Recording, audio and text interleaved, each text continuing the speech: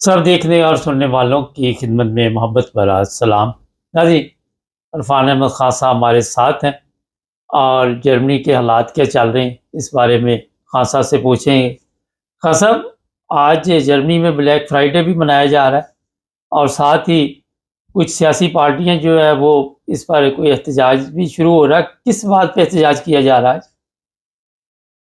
जी, black Friday आमतौर पे तो शॉपिंग डे होता है जी। और लेकिन जर्मनी की जो एएफडी पार्टी है, वो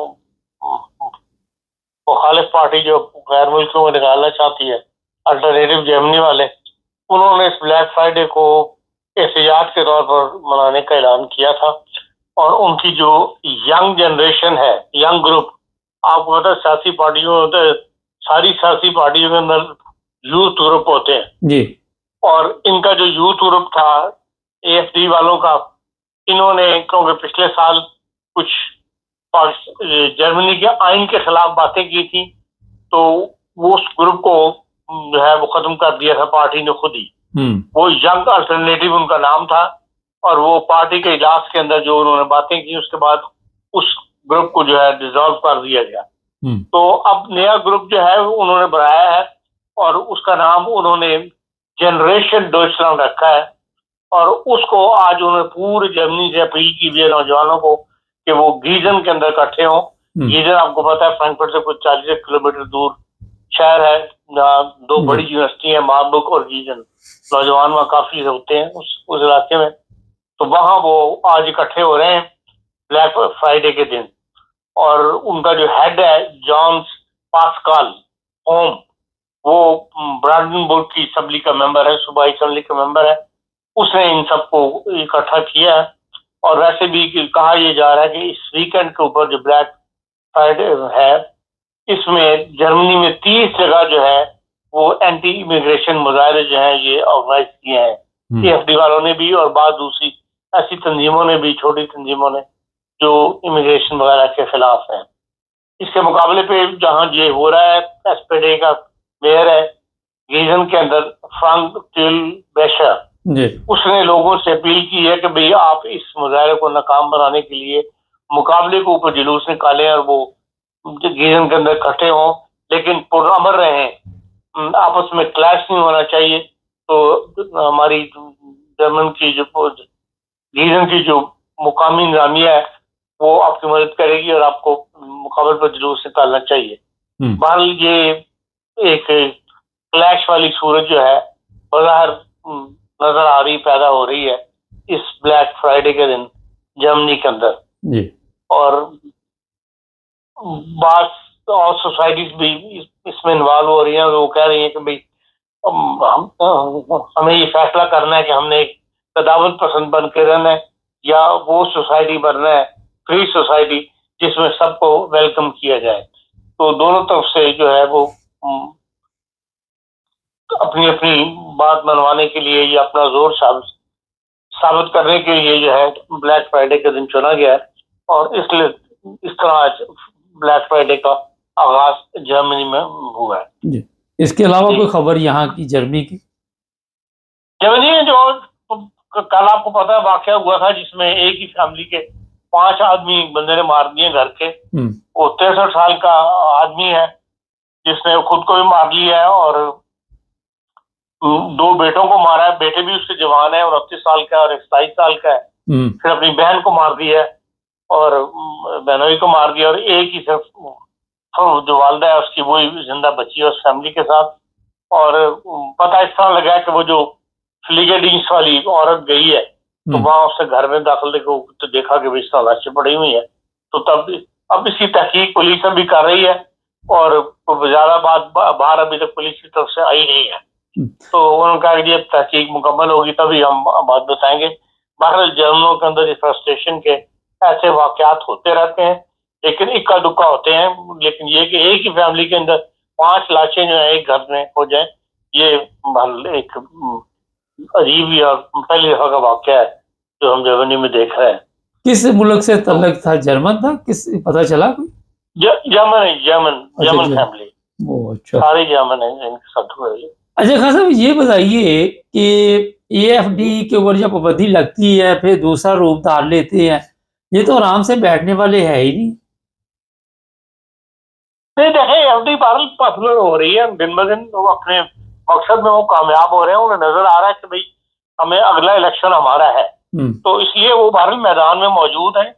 और उनके खिलाफ जो जो कुछ भी कोशिशें की जा रही हैं वो कामयाब इसलिए नहीं हो रही कि हालात दिन ब दिन खराब होते चले आ रहे हैं जर्मनी के अंदर, और जो भी मामला खराब हो उसकी जिम्मेदारी जो है वो एएफडी अब उससे सियासी फायदा उठाती है और सारा बोझ जो है वो इनके ऊपर डाल देती है कि ये सियासी पार्टियां जो है ये गैर मुल्कियों को ला रही हैं, गैर मुल्कियों की हेल्प करती हैं, उसकी वजह से ये जर्मनी के हालात जो है वो खराब हो रहे हैं। हालांकि दुनिया के हालात ही इस फॉरम पे जा रहे हैं कि भाई इस तरफ जा रहे हैं, जंगों की वजह से बहुत ज्यादा पैसा हुकूमतों का जगहों पर खर्च हो रहा है, जिस वजह से अब आज ही जर्मनी की सबसे बड़ी जो केमिकल इंडस्ट्री है वैकर केमी, उसमें उसने बताया कि हमने अक्टूबर तक इस साल हमें 80 मिलियन का नुकसान हुआ, यूरो का नुकसान हुआ है, और हमारा 16,600 बंदे जो है उनके तहत काम करते हैं उनकी फैक्ट्री के अंदर, उनके जितने भी यूनिट्स हैं उनके अंदर, और वो कहते हैं कि अब हमें 300 मिलियन जो है यूरो वो हर साल सेव करने पड़ेंगे, तब हम अपने पैरों पे खड़े रह सकेंगे। और वो कहते हैं कि कॉस्ट प्रोडक्शन बढ़ गई है और जो है कंपटीशन जो है चाइना से इतना ज्यादा बढ़ गया है कि हमें सरवाइव करना जो है वो इतना बड़ा नुकसान जो है वो हमें उठाना पड़ा है। अब इस किस्म के वाकयात भी हो रहे हैं जिससे जर्मन सोसाइटी मुतासर होती है, और एएफडी से फायदा ये उठाती है कि तमाम इस किस्म के मामला जो है उसकी जिम्मेदार जो है वो इन हुकूमतों को डाल देती है, और वो कहते हैं हम आएंगे तो ठीक कर लेंगे। हालांकि हाँ, एएफडी को ना तो उनके पास इतने साहिब दिमाग लोग हैं, ना उनकी एक बेस है कि भाई हमने गैर मुल्कों को यहाँ से निकालना है, और उसी के अंदर वो पहले से ज्यादा जो है वो पॉपुलर होते चले जा रहे हैं। उसकी वजह यही है कि हालात दिन ब दिन जो है इकतसादी हालात तो खराब हो रहे हैं। हाँ साहब एक बात बड़ी अहम है, आज मैं देख रहा था, चेक कर रहा था, चाइना गाड़ी यहाँ इतनी बना रहा है और वो इतनी सस्ती कीमत पे गाड़ियाँ यहाँ पे यूरोप आने वाली हैं या शुरू हो जाएंगी, और 5-5 हज़ार डॉलर में चाइना गाड़ी तैयार कर रहा खां साहब। तो ये अभी जो जर्मनी के मतलब मुझे रिपोर्ट मिली है कि आने वाले दिनों में बड़े सख्त दिन आने वाले हैं, कई कंपनियां जो है वो खत्म हो जाए। फॉक्सवैगन ने भी अपने 2-3 मॉडल हैं, उनका 100% प्रोडक्शन जो है वो चाइना में होगी। अपने कहते हैं यहाँ अगर हम प्रोडक्शन करें तो हम उनको मार्केट में नहीं बेच सकते, उनकी प्राइस इतनी हाई बन जाती है। इसलिए 3 मॉडल्स उन्होंने बताया और कहा कि पूरी उसकी तमाम A to Z वो पूरी गाड़ी जो है वो चाइना में बनेगी। अब ये मजबूरियां हैं कि भाई यहाँ पे कॉस्ट ज्यादा बनती है, और जाहिर है कि कस्टमर तो है वो तो देखता है कि अगर क्वालिटी सही है, पायदार है चीज और सस्ती मिल रही है तो फिर उसकी तरफ जाता है। अब आप देख रहे हैं जहाँ जर्मनी के अंदर भी चाइना की गाड़ियां जो नजर आनी शुरू हो गई हैं, उनकी जीपें कसरत के साथ, इसलिए मार्केट में वो सस्ती हैं। तो बहरहाल कंपटीशन तो है, दुनिया के अंदर बढ़ रहा है कंपटीशन, और कंपटीशन को मात देने के लिए कंपनियां कोशिश भी करती हैं, लेकिन जाहिर है कि दूसरे भी जो है वो उससे ज्यादा सस्ती चीज निकाल लेते हैं। हाँ सर, इससे आप देख रहे हैं कि आने वाले दिनों में जो खबरें हमारे पास हैं, आप भी देखती हैं, जर्मनी में जो आर्बर स्लोज हैं वो बढ़ जाएंगे और लोगों को काम की मुश्किलात होंगी। मुबारक साहब, मैंने 50 साल के अंदर यही देखा है कि दौर ऐसे आते हैं बीच में, लेकिन वक्ती तौर पर ये समझ जाते हैं जल्दी। कई दफा जर्मनी में बुरे हालात पैदा हुए, लेकिन विदिन 3-4 ईयर्स इन्होंने दोबारा अपने आप को हालात को दुरुस्त कर लिया। तो मैं नहीं समझता कि ऐसी कैफियत पैदा हो जाए कि ये कोई बिल्कुल ही जमीन से लग जाए, या ये है कि भाई इनकी प्रोडक्शन या इनके माल इतना गिर जाए कि ये अपना माल न बिक सके, और कनाडा अमेरिका की तरह हर चीज चाइना की मिलनी लग पड़े। इस तरह बाहर इन लोगों की तवज्जो है, और ये फारिग बैठने वाले लोग नहीं है। हालात को समझ लेंगे, हाँ वक्ती तौर पे जरूर बीच में उतार चढ़ाव आते हैं। हाँ सर, अमेरिका चलते हैं, यूरोप की तो बात है, जर्मनी की तो होगी। ट्रम्प साहब बड़े नाराज हैं, वो एक सिक्योरिटी बंदा चला गया, एक ज़ख्मी हो गया। पूरे इस्लामी ममालिक के मतलब ऐसे अल्फाज इस्तेमाल कर दिए, अफ़गानिस्तान को ख़तरनाक नताइज की धमकी दे दी, अफ़गानियों के वीज़े बंद कर दो, इनकी छुट्टी करा दो, गैर मुल्कियों को निकाल दो। तो किधर थी इनकी अपनी सिक्योरिटी फोर्स, किधर थी? तो खुद भी तो ये उन लोगों के साथ बैठ के जो हज़ारों लोग, लाखों लोग कत्ल कर दिए जिन्होंने, उनके साथ खुद भी अपनी मीटिंगें करते हैं और वहाँ पे नताइज तो कोई भी नहीं निकलते। अपने मुल्क का एक बंदा मर गया तो मुसीबत बन गई। अमेरिका में फ्री सोसाइटी है, वहाँ हर कोई असला लेके, अब आपने देखा नहीं स्कूलों के अंदर किस कदर हमले होते हैं वहां पर अमेरिका के अंदर। तो इसलिए अगर एक अफगान शहरी ने कोई हमला कर दिया किसी गार्ड्स के ऊपर तो ऐसी कोई बात नहीं, वो हम सबको बर्दाश्त नहीं हुआ कभी एक ऐसा, क्योंकि वैसे ही गैर मुल्कियों के खिलाफ है, वो इमिग्रेंट्स के खिलाफ हुए हुए हैं, तो इस पर उन्होंने पाबंदियां भी लगा दी हैं कि जो अफगान वहां पर इमिग्रेंट्स मौजूद हैं उनके सब तमाम जो बात सहूलतें वगैरह थी उसके अनाउंसमेंट उन्होंने कर दिए कि फौरी तौर पर उन्होंने बंद कर दिए हैं। तो ये वक्ती गुस्सा है। तो अमेरिका में रोज हर शहरों के अंदर फायरिंग होती है, लोग मरते हैं, इसको इतना सीरियस बड़ा वो नहीं लेना चाहिए। लेकिन यह कि ट्रम्प साहब की आदत यह है कि हर बात को बहुत ज्यादा बड़ा चढ़ा कर बात करते हैं। जर्मनी के चांसलर ने काफी इस मामले में जरूरत दिखाई है। आमतौर पर तो जर्मन कभी अमेरिकन को इस समय ललकारते नहीं है या उनके खिलाफ इस समय काफी प्रेस कॉन्फ्रेंस जो है जर्मन चांसलर की, उसमें उन्होंने बहुत खुलकर ट्रम्प साहब को वार्निंग, मतलब वार्निंग तो नहीं थी कह सकते, लेकिन उनके इस फेल को कि G20 का उन्होंने बाइकाट किया और जोहान्सबर्ग साउथ अफ्रीका में नहीं गए, और अब जो 2026 में फ्लोरिडा में नेक्स्ट होनी है G20 ममालिक की, उसमें उन्होंने कहा कि मैं साउथ अफ्रीका को नहीं बुलाऊंगा। तो वो उन्होंने उस पर ऊपर उन्होंने प्रेस कॉन्फ्रेंस के अंदर उनके इस फैसले को कंडेम किया है। उन्होंने कहा कि G20 दुनिया के आम ममालिक का फोरम है और इसमें दरार डालने की कोशिश जो है वो की है। ट्रम्प साहब ने इस किस्म के बयान देखे और हर जगह अमेरिका अपना इन्फ्लुएंस जो है वो दिखाता है और इस्तेमाल करता है, और ये बात दुरुस्त नहीं है। जबकि ये हम खुद उनसे, मतलब यूरोपियन यूनियन उनसे बात करेगी कि जो फ्लोरिडा में 2026 के अंदर कॉन्फ्रेंस हो रही है, अगर उसको वो कामयाब बनाना चाहते हैं तो फिर उसके अंदर वो जोहान्सबर्ग उसको साउथ अफ्रीका को जो है वो इनवाइट करें। तो इस किस्म की बात जो है वो यूरोप के साथ उन्होंने पहली दफा जर्मन चांसलर की तरफ से की गई है, और उसकी वजह यही है कि उल्टे सीधे बयान जो है वो ट्रम्प साहब जो दिल में आता कहते रहते हैं, तो उनको बहरहाल कहीं ना कहीं रोकने के लिए भी अब दुनिया इस तरफ आ रही है। मतलब अफगानिस्तान पर बताया जा रहा है कि संगीन नताइज की धमकी दी गई है। देखते हैं कि कहीं कोई ऐसा माहौल तो नहीं बनाया गया कि कहीं अफगानिस्तान की मंजी ठोकनी हो। नहीं, अफगानिस्तान की मंजी ठोकने के लिए उनके पास और बहुत से जरिए हैं, तो खाली 2 गार्ड्स के ऊपर फायरिंग करवाने के नहीं है। मैं नहीं समझता कि ये इतना बड़ा कदम उठाने के लिए, अफगानिस्तान को मारने के लिए उनके लिए और बहुत से बहाने हैं, और अफगानिस्तान से स्वाय बमबारी कर वो क्या कर सकता है। खासा पाकिस्तान चलते हैं, पाकिस्तान वजीर जो आला है खैबर पख्तूनख्वा वो भी एहतजाज कर रहे हैं। सब PTI वाले इस जगह परेशान है। इमरान खान के मतलब 22-24 दिन से ये सिलसिला चल रहा है, केस पे केस बनते जा रहे हैं। और क्या देखती है हुकूमत, क्या चाहती है? अगर दोबारा वो चाहते हैं कोई ऐसे हालात पैदा, बंदे शंदे मारने तो वहाँ कोई काम ही नहीं है। अगर फिर कोई एहतजाज किया जाता है तो गोली चला के 100-200-500 बंदा मारना कड़काना तो मामूली केस है हमारे लिए। देखते हैं कि दोबारा इस तरफ जा रहे हैं हम। देखें, हुकूमत तो कुछ नहीं चाहती, हुकूमत तो सियासी अमल को जारी रखना चाहती है, लेकिन मजबूरियां हैं जो हुकूमत को कंट्रोल कर रहे हैं, उनके साथ इमरान खान साहब की सुलह नहीं हो रही, और उसमें इमरान खान की पार्टी का भी कसूर है, इमरान खान की जात का भी कसूर है।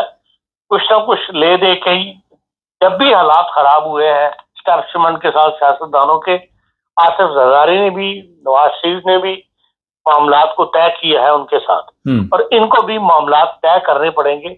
आखिर शिकस्त इन्हीं को होगी, क्योंकि वो बहरहाल पावरफुल है लोग, और इनको इस तरफ आना चाहिए, पार्टी को प्रेशर डेवलप करना चाहिए सारों को मिलके इमरान खान साहब को इस पर तैयार करें कि वो मुज़ाकरात की तरफ आए और कुछ ना कुछ असूल ले दे के तय करने की तरफ जो है वो, उसके बगैर गुजारा नहीं है, वरना उसके बगैर ये जिंदगी वहाँ आपको पता पाकिस्तान में किसी को एहसास नहीं होता कि इसके नुकसान मुल्क के लिए क्या हो रहे हैं, अवाम पर क्या असरात पड़ रहे हैं, इंडस्ट्री पे या सनत पे क्या, खाली तौर पर पाकिस्तान पे क्या इनके ऐसे वाकयात के असरात मरतब होते हैं। वहां तो एक जिद होती है कि जो उन्होंने जिसके पास ताकत है वो चाहता है कि मेरी ताकत का मुजाहरा करे, वो ताकत को वो मनवा के छोड़े, दुनिया मेरी बात को माने। और यही पहले भी होता रहा है और ये भी अब भी यही हो रहा है। इसलिए इस पार्टी को ना तो अदलिया से लड़ना चाहिए, हाँ जिनके पास ताकत है, जो इस वक्त कंट्रोल कर रहे हैं, उनके साथ मामलात को तय करें। खान साहब आखिर में एक सवाल कल मेरे ज़हन में है, कल वैसे इसका मैंने आपसे पूछा भी था, नवाज शरीफ जिस तरह बयानात दे रहा है कि इमरान खान को जो लेके आए हैं उनका एहतसाब होना चाहिए, तो नवाज शरीफ को जो लेके आते हैं उनका एहतसाब क्यों नहीं कभी हुआ? नवाज शरीफ भी तो, इसकी पार्टी भी तो जिस रास्ते से आई हुई है, जो लोग इनको लेके आए वहां पे फिर क्यों नहीं बोलते? देखिए नवाज शरीफ का एहतसाब किसने करना है? जब वो खुद इक़्तिदार के अंदर है तो कौन उसका एहतसाब करेगा? जो जरदारी साहब हैं वो जो कुछ अब सदारत के अंदर कर रहे हैं उसको उन्होंने अभी से सेव कर लिया। 27 तरमीम के मुताबिक उनको वो जब वो सदारत खत्म हो जाएगी उनके ऊपर किसी किस्म का कोई केस वगैरह मुकदमा नहीं चल सकता सारी उम्र के लिए। तो ये खुद अपने आप को सेव ऐसे कानून साजियां कर रहे हैं जिससे अपने आप को ये लोग सेव कर रहे हैं। तो हिसाब फिर किसने करना है? जब कानून इन्होंने बदल ली है, कानून अपने आप को सेफ्टी ले ली, तो फिर हिसाब किसने करके? कोई भी नहीं। फजल मानने को तैयार ही नहीं है अभी तक, वो कहता मेरे दिमाग ही नहीं मान सकता ये चीज जो ये कर रहे हैं। फजल रहमान साहब तो कोई काबिल एतमाद आदमी नहीं है। उनकी सियासत जो है वो ना दीन की सियासत करते हैं ना दुनिया की सियासत है, और अपनी सियासत करते हैं जिससे उनका मफाद वाबस्ता हो, जिससे उनको खानदान को, उनके खास जो उनकी पार्टी के अफराद हैं उनको फायदा पहुंचे।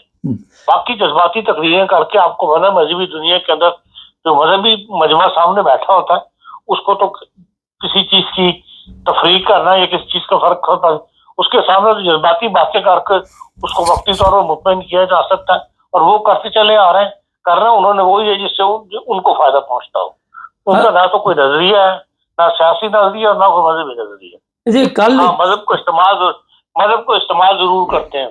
अच्छा, मजहब को इस्तेमाल, जी मुझे याद आ गया, कल कुछ उलमा हैं उन्होंने प्रेस कॉन्फ्रेंस की, आपने नहीं सुनी मगर सवाल मैं आपको बता देता हूँ। उन्होंने कहा जी ये जो तौहीन मजहब के लोग हैं उनको अदालतें रहा कर रही हैं, पहली अदालतों ने मौत की सज़ा सुनाई थी, लाहौर हाई कोर्ट ने भी रहा की हैं। तो उन्होंने कहा जी हम सब मौलवी जो हैं अब आर्मी चीफ को, फील्ड मार्शल को कहेंगे कि इन जजों को ज़रा पटा डालें, इन जजों को समझाएं कि ऐसा काम ना करे। तो अदालतें जब सबूत मांगती तो वहाँ पे सबूत नहीं दिया जाता। क्या चाहते हैं ये मौलवी? आप पहले अदालत में केस चाहते हैं? देखें जिनको अल्लाह ने रिहा किया है उनकी जो खबरें आई हैं उसके अंदर साफ क्लियर नजर आ रहा है कि उनके पास कोई सबूत ऐसे मौजूद नहीं थे कि भाई इन लोगों ने तौहीन की है। उनके नाम के ऊपर अकाउंट बनाए गए, उनको फंसाया गया। तो अदालतें ऐसे नहीं उनकी जमानतें ले रही। अब ये तो एक सबको पता है कि एक गैंग बना था पैसे कमाने के लिए, 80 लाख रुपया मांगा गया है। कल जो वीडियो दिखाई जा रही थी जिसको 2.5 साल जेल में रहा है वो, उसे 2 करोड़ रुपया मांगा गया था। उसके पास आए नहीं 2 करोड़ रुपया, तो कहाँ से देता? नहीं बना तो उसमें मुकदमा बना दिया गया। ये तो गैंग को, अब मौलवी का काम है शोर डालना। अगर वो जाते हैं फील्ड मार्शल साहब के पास तो फील्ड मार्शल साहब को इनको समझाना चाहिए मौलवियों को कि भाई जब जिससे 2 करोड़ रुपया मांगा गया, साफ सबूत है तो मिल रहा है कि भाई पैसे कमाने के लिए इस किस्म की हरकतें की जा रही हैं, इसका दीन मजहब से कोई ताल्लुक नहीं है या तौहीन से कोई ताल्लुक नहीं है। बहुत शुक्रिया खान साहब। 2 करोड़ रुपया ये पाकिस्तान में बिजनेस चल रहा है, 80 लाख 2 करोड़, इससे कम बात ही नहीं होती। और मौलवी जो है वो फिर भी खुश नहीं। मौलवी कहता है जी पैसे कमाओ, इधर से कमाओ उधर से कमाओ, कोई हलाल हराम जो मर्जी है, सूर आए शराब आए जो मर्जी उनको चाहता है पेट बड़ा होना चाहिए, अगर आप मौलवी का पता तो चले तो मौलवी साहब आ रहे हैं। चैनल को सब्सक्राइब करें, जुड़े रहिए हमारे साथ ताकि और भी प्रोग्राम देखते हैं।